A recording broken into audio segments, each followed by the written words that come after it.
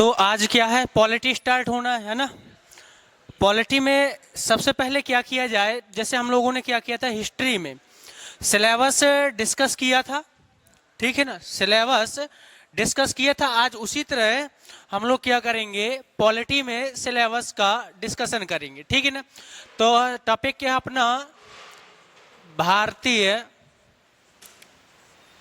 संविधान एवं राज्य व्यवस्था। लिखना अभी मना है, ठीक है ना, अभी है जो लिखना मना। भारतीय संविधान एवं राज्य व्यवस्था, और इस भारतीय संविधान एवं राज्य व्यवस्था को हम आज क्या एक डायग्राम के द्वारा पूरा का पूरा सबसे पहले समझेंगे कि इसके अंतर्गत हमें पढ़ना क्या क्या चीजें, ठीक है ना। तो देखिएगा, भारतीय संविधान और राज्य व्यवस्था को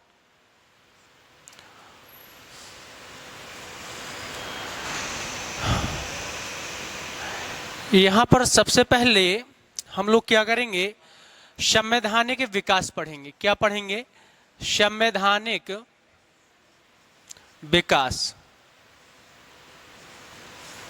और ये जो संवैधानिक विकास है ये ब्रिटिश काल का है। किस काल का, ब्रिटिश काल का, ठीक है ना, इस बात को भी याद रखिएगा, ब्रिटिश काल का, ठीक है ना। इसके पश्चात दूसरे नंबर पर हम लोग पढ़ेंगे संविधान का निर्माण, कि भारत के संविधान का निर्माण किस प्रकार से हुआ है। तो संविधान का निर्माण, और जब संविधान का निर्माण कंप्लीट तरीके से पढ़ लिया जाएगा, उसके पश्चात तीसरा जो अपना नंबर आएगा वो होगा क्या, भारतीय संविधान। भारतीय संविधान,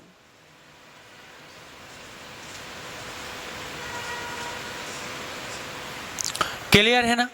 तो हमें कहां से पढ़ना है, संवैधानिक विकास से पढ़ना है, और संवैधानिक विकास के पश्चात संविधान का निर्माण पढ़ेंगे, और संविधान के निर्माण के पश्चात क्या पढ़ा जाएगा, भारतीय संविधान पढ़ा जाएगा। तो सबसे पहले हम ये देखेंगे कि संवैधानिक विकास में क्या क्या चीजें हमें क्या है पढ़ना है, ठीक है ना। तो इस संवैधानिक विकास में हम सबसे पहले क्या पढ़ेंगे, याद रखिएगा, सबसे पहले पढ़ेंगे 1600 ईस्वी का राजलेख। क्या पढ़ेंगे, 1600 ईस्वी का राजलेख, क्लियर है ना। अब एक चीज और याद रखिएगा, कभी मैं राजलेख भी बोल सकता हूं और कभी मैं चार्टर एक्ट बोल सकता हूं। क्या बोल सकता हूं, चार्टर एक्ट, ठीक है ना। अब चार्टर एक्ट का मतलब क्या है, यही राजलेख, ठीक है ना। या कभी इसी को अंग्रेजी में ऐसे चार्टर एक्ट ऐसे भी बोल दिया जा सकता है, ठीक है ना। तो राजलेख या चार्टर एक्ट अपनी जगह पे है, ठीक है, इनको लेके कभी कंफ्यूजन क्रिएट नहीं करना। इसके पश्चात अब आगे देखिएगा, दूसरे नंबर पर हम लोग पढ़ेंगे 1726 ईस्वी का राजलेख। 1726 ईस्वी का राजलेख। इसके पश्चात फिर क्या पढ़ा जाएगा, तो याद रखिएगा 1726 के पश्चात पढ़ा जाएगा 1773 ईस्वी का राजलेख। अब एक चीज थोड़ा सा यहाँ पे गौर करने वाली है, और गौर क्या करना है कि पहला राजलेख कब आया, 1600 ईस्वी में, और दूसरा राजलेख है जो दूसरा राजलेख है वो 1726 में आया, अर्थात लगभग 126 वर्ष पश्चात। तो यहां पे क्या हुआ था, 1600 ईस्वी का जो राजलेख था, यहां पर कंपनी का गठन हुआ था, और कंपनी के गठन के पश्चात कंपनी क्या करेगी, भारत आएगी, धीरे धीरे अपने व्यापारिक भारतीय लोगों से संबंध स्थापित करेगी, और व्यापारिक संबंध स्थापित करने के पश्चात क्या धीरे धीरे राजनीतिक रूप से भी क्या अपने आप को सुदृढ़ करेगी, आर्थिक रूप से भी क्या सुदृढ़ करेगी, और समाज में अपने आप को सर्वोच्च रूप से स्थापित करने का प्रयास करेंगे, क्लियर है ना। तो इन राजलेखों को देखिएगा। इसके पश्चात 1773 के बाद हम पढ़ेंगे अगला 1784 ईस्वी का फिट्स इंडिया एक्ट, क्या पढ़ेंगे? फिट्स इंडिया एक्ट, क्लियर है ना? इसके पश्चात क्या पढ़ा जाएगा? इसके पश्चात हम लोग पढ़ेंगे 1792 का या 1792 के आसपास भी एक ईस्वी का एक एक्ट आता है का राजलेख, इसको भी पढ़ लेंगे अगर इच्छा होगी तो, ठीक है ना? 1792 के पश्चात हम लोग 1813 ईस्वी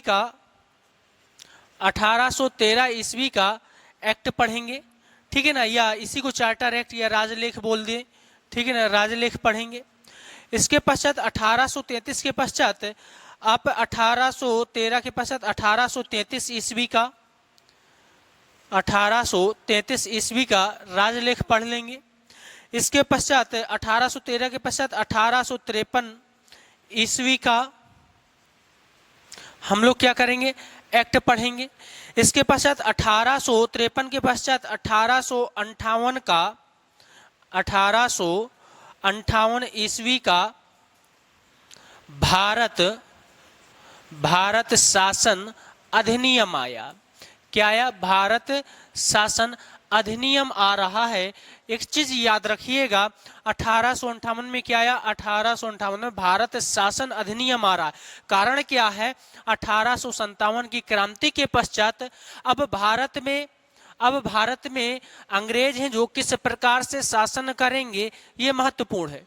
तो जो यहाँ पर रूल्स बनाएंगे भारत में अब शासन कैसे किया जाएगा, कौन करेगा, किस तरीके से भारतीयों को संतुष्ट रखा जाए, आदि प्रकार की चीजें होंगी। तो इसका नाम क्या रख दिया गया? 1858 ईस्वी का भारत शासन अधिनियम। एक चीज और याद रखिए, जो जितने भी एक्ट आए हैं या राजलेख आए हैं या कोई अधिनियम आ रहा है, अधिनियम क्या? वही एक्ट है, ठीक है ना?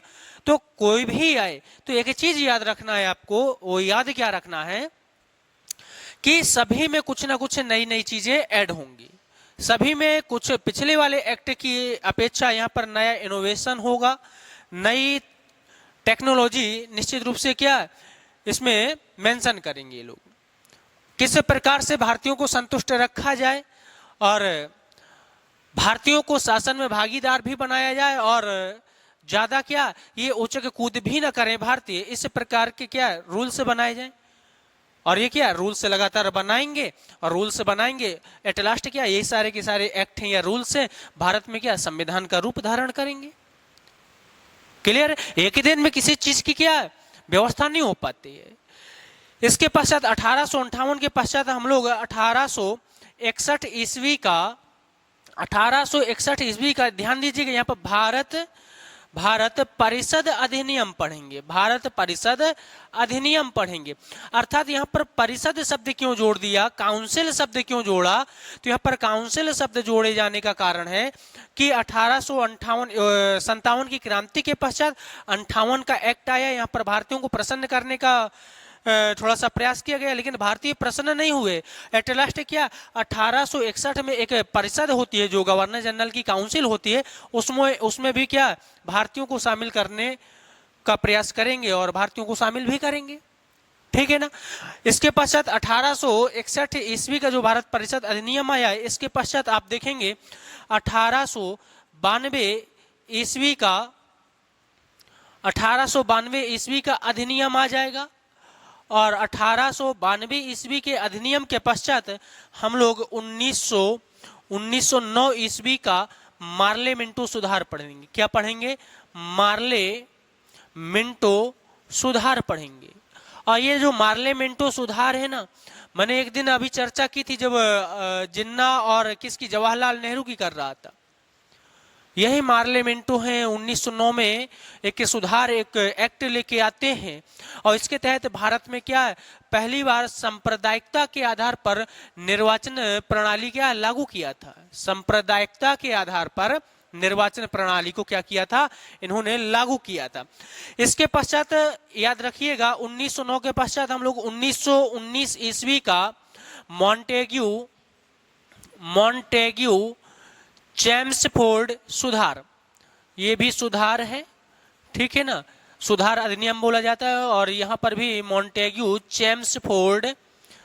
चेम्सफोर्ड सुधार अधिनियम बोला जाएगा। ठीक है ना। इसके पश्चात याद रखिएगा, मैं यहाँ पे लिख रहा हूँ, इसके पश्चात 1935 का फिर से भारत शासन अधिनियम आ जाएगा। और इसके पश्चात 1935 के पश्चात 1942 का क्रिप्स मिशन आएगा। और ये जो क्रिप्स मिशन आता है, ये एक क्रिप्स महोदय होते हैं। कौन है?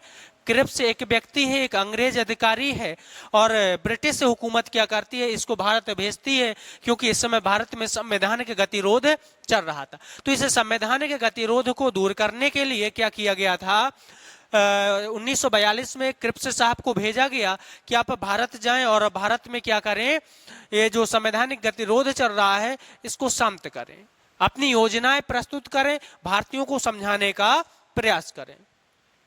इसके पश्चात 1942 के पश्चात 1946 ईस्वी का फिर आएगा कैबिनेट मिशन। और इस कैबिनेट मिशन के द्वारा ही भारत में क्या होता है, एक संविधान सभा का गठन होगा, और वो संविधान सभा क्या करेगी, भारतीय संविधान के निर्माण में लग जाएगी। क्लियर है। इसको पढ़ने के पश्चात हम लोग क्या पढ़ेंगे, तो याद रखिएगा 1947 ईस्वी का भारतीय स्वतंत्रता अधिनियम पढ़ेंगे। ठीक है ना। भारतीय स्वतंत्रता अधिनियम पढ़ लिया जाएगा। और जब ये भारतीय स्वतंत्रता अधिनियम हो गया तो यहीं तक तो हमें क्या, संवैधानिक विकास पढ़ना है। तो ये संवैधानिक विकास ये किस काल में, ब्रिटिश काल में है। किसके समय काल का है, ब्रिटिश काल का है। इतना पढ़ने के पश्चात अब हम लोग क्या करेंगे आगे, तो एक चीज याद रखिएगा, एक चीज याद रखना है आपको यहाँ पर, कि अब हम संविधान का निर्माण पढ़ेंगे। क्या पढ़ेंगे, संविधान का निर्माण पढ़ेंगे। और जो संविधान का निर्माण है इसको किस तरीके से पढ़ना है, तो सबसे पहले क्या है, यहाँ पर हम पढ़ेंगे कैबिनेट मिशन पढ़ेंगे। क्या पढ़ा जाएगा, कैबिनेट मिशन पढ़ा जाएगा। और कैबिनेट मिशन के पश्चात हम लोग क्या करेंगे, यहाँ पर संविधान सभा का गठन पढ़ेंगे। संविधान सभा का गठन पढ़ेंगे। संविधान सभा का गठन हो जाएगा तो यहीं पर क्या होगा, हम एक अंतरिम सरकार का भी गठन करेंगे। किस चीज का गठन करेंगे, एक अंतरिम का मतलब होता है बेटा अस्थाई। क्या होता है, अस्थाई। अर्थात एक अस्थाई सरकार का गठन किया जाएगा। अंतरिम सरकार का गठन पढ़ेंगे। जब संविधान सभा का गठन हो जाएगा, अंतरिम सरकार का गठन हो जाएगा, इसके पश्चात हम क्या करेंगे, समितियों का गठन करेंगे। समितियों का गठन करेंगे। और ये समितियां क्या कार्य करेंगी, ये समितियां विभिन्न देशों के संविधानों का अध्ययन करेंगी, भारत के विभिन्न प्रकार की परिस्थितियों का अध्ययन करेंगी कि भारत में किस प्रकार का संविधान होना चाहिए, भारत में किस प्रकार की सामाजिक खाइयां विद्यमान है, कैसी सामाजिक बुराइयां विद्यमान है, कुरीतियां विद्यमान है, और उनसे निपटने के लिए हमें किस प्रकार के संविधान का निर्माण करना है। ये सब सारा का सारा काम कौन करेगा, ये संवैधानिक समितियां करेंगी। इन्हें समितियों में अगर मैं आपको एग्जाम्पल दूं तो जैसे आपने सुना होगा प्रारूप समिति। क्या सुना होगा, प्रारूप समिति। प्रारूप समिति भी हम पढ़ लेंगे। इसके पश्चात जैसे आपने पढ़ा होगा संघ संविधान समिति, संघ संविधान समिति। एक एग्जाम्पल है यहाँ पर दिखा रहा हूं, ये यहाँ पर पढ़ा नहीं रहा अभी। इसके पश्चात जैसे संचालन समिति, तो ये समितियों को भी पढ़ा जाएगा। और इनके क्या, इन समितियों के अध्यक्ष भी रहे, जैसे झंडा समिति, कोई बता सकता है मुझे झंडा समिति के अध्यक्ष कौन है? बड़ा विवादित प्रश्न रहता है ये। एनीबॉडी, कोई बता सकता है झंडा समिति के अध्यक्ष? कोई बताएगा? चलिए बताऊंगा मैं। जैसे प्रारूप समिति है, इसके अध्यक्ष हैं डॉक्टर बी आर अम्बेडकर। कौन है? Doctor B R Ambedkar. वहीं अगर मैं झंडा समिति की मैं अभी बात कर रहा था, और यहाँ पर संचालन समिति, इन दोनों समितियों के अध्यक्ष हैं डॉक्टर राजेंद्र प्रसाद। ठीक है ना? तो इस प्रकार से क्या करेंगे हम लोग, ये सब समितियों का गठन है, जो समितियां पढ़ लेंगे। इन्हें समितियों के पश्चात क्या होगा, हमारा संविधान बन के तैयार होगा। और 26 नवंबर 1949, याद रखिएगा ये डेट, 26 नवंबर 1949 को हमारा संविधान बनकर के तैयार होता है। और संविधान क्या है? संविधान के कुछ प्रावधान लागू हो जाते हैं। क्या हो जाते हैं? कुछ प्रावधान लागू होते हैं। अर्थात संपूर्ण संविधान यहां पर लागू नहीं हुआ।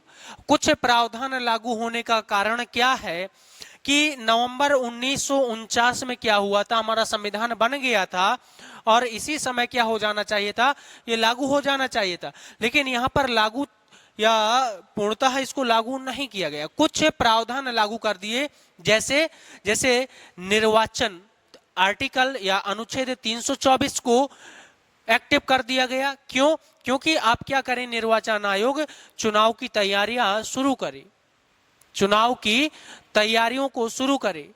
जैसे नागरिकता से संबंधित कुछ प्रावधान लागू कर दिए।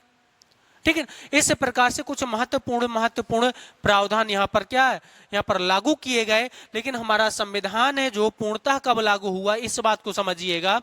26 जनवरी 1949 को संविधान पूर्णतः लागू हो गया, पूर्णतः लागू हुआ यहाँ पर।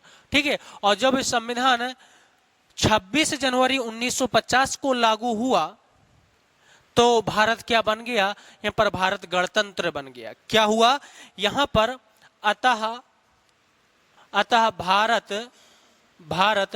गणतंत्र बन गया। क्या हो गया? गणतंत्र बन गया। क्लियर है ना? लेकिन एक चीज याद रखिएगा, जब 26 नवंबर 1949 को संविधान बन के तैयार हो गया था तो यहाँ पर लागू ना होने का सबसे बड़ा कारण क्या है?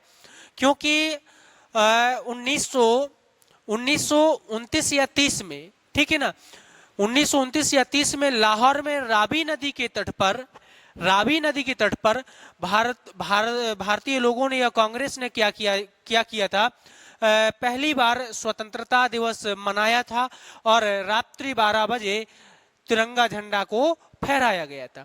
इसी कारण से वो डेट क्या थी, 26 जनवरी की थी और हमें केवल 2 माह का इंतजार करना था। हम वो डेट क्या हमारे नजदीक थी, जिस डेट को हमने पहली बार भारतीय स्वतंत्रता दिवस मनाने का ऐलान किया था। इस कारण से हमने क्या किया, वो 2 माह और वेट किया और वो 26 जनवरी की डेट क्या है, हमारे नजदीक आ चुकी थी। क्लियर है ना? इस कारण से हमने संविधान को 26 जनवरी 1950 को लागू किया। क्लियर है ना? जब ये सारी चीज हम पढ़ लेंगे, इसके पश्चात एक चीज याद रखिएगा, हम लोग यहाँ पर आएंगे भारतीय संविधान में। हमें भारतीय संविधान में क्या क्या पढ़ना है, तो आप लोग याद रखिएगा। हम सबसे पहले यहाँ पर पढ़ेंगे प्रस्तावना। क्या पढ़ेंगे? प्रस्तावना पढ़ेंगे। और प्रस्तावना को पढ़ने के पश्चात एक चीज याद रखिएगा, प्रस्तावना है ना जो हमारे संविधान की प्रस्तावना बड़ी महत्वपूर्ण प्रस्तावना है, बहुत ही महत्वपूर्ण प्रस्तावना है। इससे एसएससी लेवल पर इतना ज्यादा प्रश्न पूछा गया है, बड़े से बड़े एग्जामों में यहाँ से खूब क्या एक एक शब्द से प्रश्न निकाल के पूछता है। हमारे संविधान की प्रस्तावना में कितने प्रकार की न्याय की बात की गई है, संविधान की प्रस्तावना में कितने प्रकार की स्वतंत्रता की बात की गई है, एक एक शब्द से क्या है यहाँ से प्रश्न उठा के बनाता है। इनका क्रम ही सेट कर दो इन शब्दों का। संविधान की प्रस्तावना में किस प्रकार से इन शब्दों को यूज किया गया है, समझ रहे हैं? तो इस प्रकार से प्रस्तावना को हल्के में नहीं लेना, बड़ी महत्वपूर्ण चीज है प्रस्तावना, ठीक है ना। प्रस्तावना को पढ़ने के पश्चात हम लोग क्या करेंगे, हमारे संविधान में भाग कितने हैं, भाग हैं 22 भाग। हम 22 भागों को देखेंगे और 22 भागों को देखने के पश्चात हम क्या करेंगे, इसमें अनुसूची कितनी है, अनुसूची की अगर हम बात करें तो इसमें कितनी अनुसूची है। तो आप लोग एक चीज बताइएगा, मूल संविधान में कितनी अनुसूचियां थी, कोई बता सकता है? 8 अनुसूचियां थी। और वर्तमान में कितनी है, वर्तमान में है भाई साहब, आप बताएंगे 12 अनुसूची। कितनी? 12 अनुसूची। तो हमें इन 12 अनुसूचियों को भी क्या करना होगा, पढ़ना होगा। बात क्लियर है, ठीक है ना। इसके पश्चात हम क्या पढ़ेंगे, इसके पश्चात हम पढ़ेंगे अनुच्छेद यानी आर्टिकल। आर्टिकल या इसी को हिंदी में क्या बोलेंगे, अनुच्छेद। और कुल कितना अनुच्छेद हमें पढ़ना है, 395 अनुच्छेद पढ़ेंगे। कितने अनुच्छेद पढ़ेंगे? मूल रूप से अनुच्छेदों की संख्या 395 ही है, लेकिन उनके सब पॉइंट जोड़ने के पश्चात अगर आप उस तरह काउंट करेंगे तो लगभग 470 के आसपास क्या उस तरह अनुच्छेद निकलेंगे। लेकिन मूल रूप से संविधान में कितने अनुच्छेद हैं, 395 ही है, ठीक है ना। जैसे मैं एक एग्जाम्पल दूं कि जैसे एक अनुच्छेद हो गया 19, अनुच्छेद 20, अनुच्छेद 21, अनुच्छेद 21A, अनुच्छेद 22, अनुच्छेद 23। हम कहते हैं कुल कितने अनुच्छेद हैं, तो आप कहेंगे 1 2 3 4 5। मूल रूप से कितने हैं, 5 ही हैं। लेकिन आप अगर इन दोनों को अलग अलग काउंट करेंगे, 1 2 3 4 5 6, तो कितने हो गए, 6। इसी प्रकार से मूल रूप से कितने, 395 ही हैं, ठीक है ना। लेकिन अगर इस प्रकार से जो सब पॉइंट ये जोड़े गए हैं, इनको भी अगर आप अलग अलग करके क्या है पढ़ेंगे तो 470 प्लस क्या आपको अनुच्छेद मिल जाएंगे। इसके पश्चात हम लोग क्या पढ़ेंगे, इसके पश्चात हम संविधान में जो क्या संवैधानिक संशोधन पढ़ेंगे। क्या पढ़ेंगे, संवैधानिक संशोधन भी क्या है पढ़ेंगे। और अभी तक लगभग 104 संशोधन हो चुके हैं। कितने संशोधन, 104 संशोधन हो चुके हैं। तो 104 सबके सब नहीं पढ़ेंगे, लेकिन जो अक्सर क्या एग्जाम में आते हैं, जो हमारी क्या परीक्षा की दृष्टि से महत्वपूर्ण है, उन्हें हम क्या है संशोधनों को पढ़ेंगे, उन्हें अनुच्छेदों को पढ़ेंगे। क्लियर है ना। और अनुच्छेद कैसे याद करना है उसका तरीका होता है। अनुच्छेद पढ़ेंगे, उसका खूब क्या है जितना एक्सप्लेनेशन हो सकता है उतनी क्या उसकी व्याख्या किया जाएगा, जितना उसको क्या डीपली लेके जाके पढ़ा जा सकता है उतना लेके चलेंगे। लेकिन एक बात और है, वो निर्भर करता है आप लोगों पर कि आप लोग अगर ये महसूस होगा कि भैया नहीं मजा नहीं आ रहा, क्या फालतू में बके जा रहा है ना, तो क्या भैया हमें ऐसा दुष्प्रचार भी नहीं कराना, अपना क्या हल्का हल्का बता दिया जाएगा, चले रहो भाई, जिसमें आप लोगों को मजा आए, जिसमें आप लोग क्या प्रसन्न रहे, हमें तो वो करना है ना। फिर ये इम्पोर्टेंसी नहीं रह जाती कि क्या महत्वपूर्ण है भाई, हमें आपका रुझान भी देखना पड़ता है। पता चला कि अब रुझान बगैर देखे हम डीपली पढ़ा रहे हैं, गेट खोल के सब बाहर निकले जा रहे हैं, तो अपना लॉस थोड़ा करेंगे, है ना। आपका रुझान देख के बाकायदा सब कुछ फिट फाट करके चलेंगे। महत्वपूर्ण चीज क्या है, आपको मजा आना चाहिए, ठीक है ना। तो ये क्या है, भारतीय संविधान एवं राज्य व्यवस्था का ये सिलेबस है। इतनी सारी चीजें क्या करना है आपको इसमें पढ़ना है। क्लियर है ना। अब आप लोग क्या कर सकते हैं, इससे पहले नोट करिए, और नोट करने के पश्चात हम यहाँ पर एक चीज और बताएंगे, संविधान की परिभाषा क्या होती है। संविधान की परिभाषा,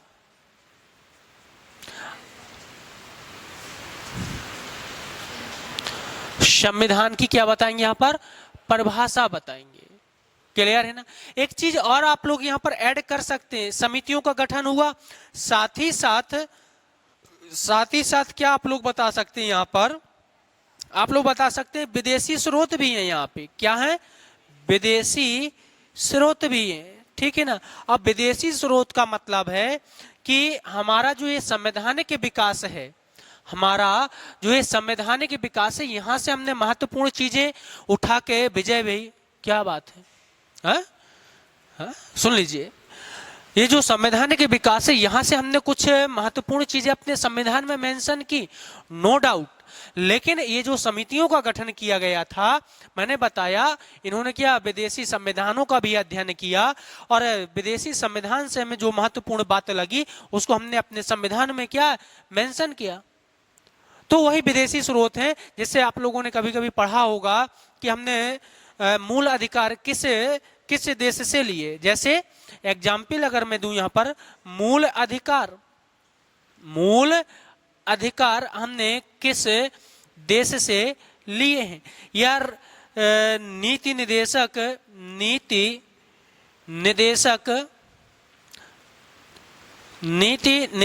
तत्व हमने किस देश से लिए हैं, क्लियर है ना। हमने संसदीय प्रणाली किस देश से ली है, संसदीय प्रणाली को किस देश से लिया है, यह भी अपने आप में महत्वपूर्ण है, ठीक है ना। हमने नागरिकता का प्रावधान, किस चीज का बेटा, नागरिकता का प्रावधान किस देश से लिया है, यह भी हमारे लिए क्या है, महत्वपूर्ण है। हमने न्यायिक पुनर्विलोकन की प्रक्रिया को किस देश से लिया है, हमने राष्ट्रपति का पद किस देश से लिया है, आदि प्रकार की क्या विदेशी प्रावधान है, विदेशी स्रोत है। तो इन चीजों को भी हम डिटेल में पढ़ेंगे। यहाँ पे शॉर्ट में आपको क्या एक दिखाने का प्रयास किया है, क्योंकि सिलेबस डिस्कशन है, शॉर्ट में ही दिखाया जाएगा। एक एक चीज ओपनली नहीं बताया जा सकता, हर एक चीज को फॉर एग्जाम्पल के तहत ही आप तक क्या पहुंचाएंगे, क्लियर है।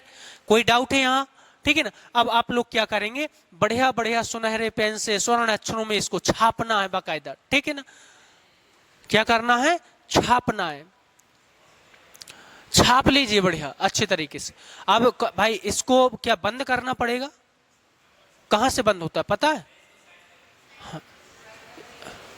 क्या कर दे, अरे साइड में वो अभी उसको बंद कर दो भाई, इतने पे ही पॉज हो जाए वीडियो, ये बन जाता है ना।